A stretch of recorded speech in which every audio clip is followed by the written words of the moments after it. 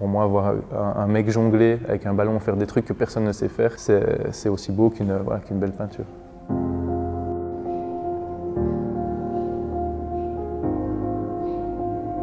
Jusqu'à mes 14-15 ans, j'avais toujours ce plaisir de dessiner, de lire avec la bande dessinée, le street art, les graffitis que j'ai toujours adoré, via la musique aussi, urbaine et autres.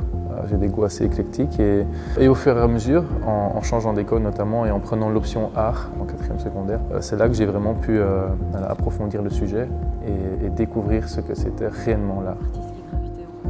Grâce à ma grand-mère qui était assez portée culture, musique et autres, elle a été vraiment la pionnière dans ma passion pour l'art. C'est grâce à elle si aujourd'hui j'ai toujours ce lien avec l'art. Je pense que l'art a eu une influence dans le fait de ne pas vivre à 1000% football jour et nuit.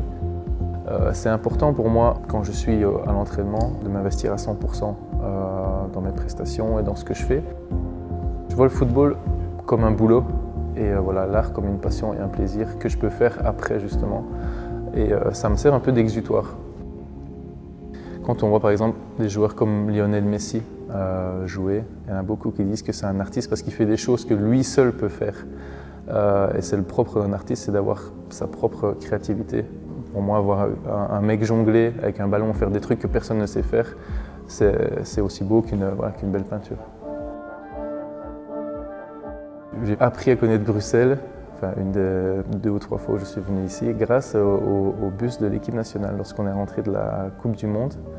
On a fait le tour de la ville pour remercier les supporters, où l'accueil était triomphal d'ailleurs, et on est passé par les plus grands monuments de la ville. Et ça a été pour moi une visite à ciel ouvert vraiment instructive. C'est-à-dire c'est une vue qu'on n'a pas l'occasion de voir tous les jours et ça restera un très très bon souvenir. Mais pour moi ça a été une réussite.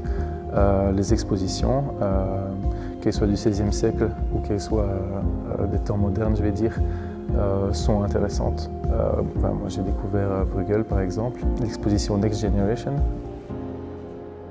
Il y a plein de choses à faire, c'est en rapport avec les thématiques actuelles, les crises migratoires, l'Europe, les choix politiques et autres. Et ça peut être une très très bonne opportunité de se diversifier et d'apprendre aussi un peu de ce qui se passe de nos jours.